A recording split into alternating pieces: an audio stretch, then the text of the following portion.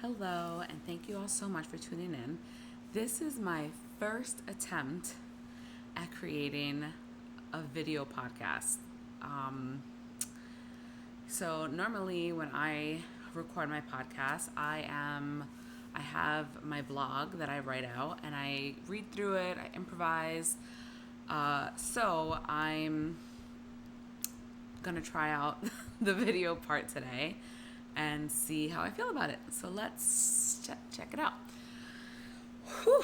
Alrighty. So today I wanted to talk about um, the experience that I've had when it came to pregnancy and the whole feeling of what we go through as women while we're actually pregnant. A lot of times people say that you become a mom when your baby's born, but anyone who's carried a baby in the past knows that that's different. It's not entirely true for many of us. The moment you have that baby in your womb, to me, I feel is the moment you kind of something clicks that, like, holy shit, this is real. So the moment I found that I was pregnant, it was as if that switch was flipped in that moment. My mind was racing from the thought that I would be growing this baby inside of me that I didn't even know I would ever get the chance to experience. In prior years, I was actually told that it would be very difficult for me to get pregnant because I was misdiagnosed with endometriosis. So I found this out when I was like 16, and just imagine I was also told this at that age. So from that age on, I put it in my head that I may or may not become a mom one day. So I had to wrap my brain around the thought of that. So when I found out I was pregnant, you can just imagine how surprising that was. I was at the end of a contract with 1 month left, work contract that is, and I realized that I had some huge decisions that I need to make regarding whether I was going to continue on in my career, take time to myself while I was pregnant. What the hell am I going to do? It was a very stressful time. Like talking about it now, I'm like, ugh, brings back memories of the uncertainty of it all. My then boyfriend, who's my husband now, we decided together that it would be best if I didn't go back to work, to basically get another contract. Because I had worked in the event industry. So oftentimes when you work in events, you are starting about a year out. Any less than that, it's really from 6 months to 10 months out. When I found out I was pregnant, I was already like 4 months pregnant. So in order for me to get another contract that would work for myself and for my client, it would have just been stressful in itself, just trying to figure that out. So we spoke about it. We, calculated some numbers and just decided it would be best if I just focused on being pregnant.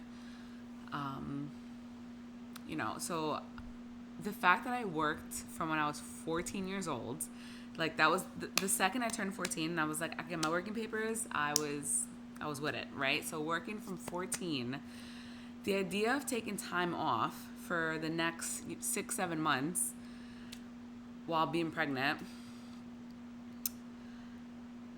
to then being home with the baby would mean I wouldn't be in the workforce for at least the next year or so. In my head, I was just like, I'm not going back into the workforce. Or if I was, it would obviously be once I felt comfortable enough to go back, once the baby was born. So it was just really hard to wrap my brain around that. I often couldn't figure out what to do with my time, so I found myself completely detaching from the world and becoming fully engulfed in Law & Order, SVU marathons, and playing Candy Crush. I even stopped going on social media, answering text messages, or doing my most valued pastimes, which was writing, reading. It was as if my brain just shut that off, that side of myself. And I couldn't even explain why. I didn't know why. I just was kind of on autopilot. I also had just found out that I was accepted into NYU for my master's in social work. So with all of that happening, I made the difficult decision to push school back yet again because I would have to take off time due to the pregnancy. And it was just heartbreaking to know I had to push back another dream of mine. I felt lost. I felt overwhelmed. I felt unseen. And I know that I'm not alone in saying this, that there's so many mothers out there who are trying to figure out who they are. Once they become a mom, just rediscovering who you are, kind of going back to the person you were before, but also realizing that that's never going to be you again. Life is different now. So just trying to figure all that out, it was just crazy. So no one really knew how I felt. I felt pretty alone. And this pregnancy signified change to come. Something to look forward to, but at the same time, it's like you just don't know. You don't know what to expect. You don't know anything. Especially, this was my first child, so I was just... And on top of that, I didn't even know I can get pregnant. Like, I wasn't in a place in my life where I thought I was ready for kids, even. So I was excited to meet this new baby, but I was really scared. There were so many unknowns about it all that just really scared me. Until that point, I was in charge of the decisions that were going on in my life. I was responsible for the way my life was going. So you can imagine the moment I found out that I was going to be responsible for a whole other person that I just grew myself was wild to me. I didn't feel like I was ready for it. I wasn't ready for it. I didn't have some preparations that some people plan. I didn't have that, and I didn't even know where to start. It was like you just throw someone in the middle of nowhere and just say like, all right, find your way home kind of thing. I never planned for motherhood before all those years. All the years before I found out I was pregnant. So, you can imagine I had come to terms with the idea that I may not ever even be able to carry, let alone to become a mom. I always just in the back of my mind figured I can always adopt or not adopt, just become that, cool titi that will drop in from time to time, send my kids like amazing gifts, be the titi like going on trips around the world. And that was it. That was really what I had planned for in my future. Like, if there was an idea of having kids, it would have been 10 years down the line when I felt that I was more financially stable, emotionally stable, not so selfish, not wanting to, go to brunch every Sunday and get day drunk, Marriage even had seemed so far down the line. Because even before meeting my husband, I was like single for 5 years, So in my mind, I wasn't expecting to get in this whirlwind romance and, less than a year in, here I am knocked up. like what? So for me to go from being this single woman, living in Brooklyn and working in New York City, I was living the dream, as they say. And when I found that I was pregnant, at that point, we had moved back to Long Island and with my mom. So, I was pregnant. I had no career, I felt like. It was just such a huge shift and emotionally shocking. I completely froze. Like, everything about me froze. My brain was just fog. My mind was going a mile a minute. Just also glossed over the logical thoughts. And so the easiest thing for me was to grow apart from it all, which I did. And the moment I kind of came back into my body was when I felt my baby kick for the first time. And that was a surreal moment. It was like, holy shit, there's something in there. And even with that, I still felt like there was a cloud over my head. And it was hard for me to make it all seem real. My life was about to change significantly, yet I played Candy Crush as if they were paying me full time. I watched Olivia Benson chase a criminal like I hadn't seen an episode 5 other times. And there was so much going on in this world around me and within me, yet I still went through the motions, emotionless. Or so I thought. It's different. It's hard to explain.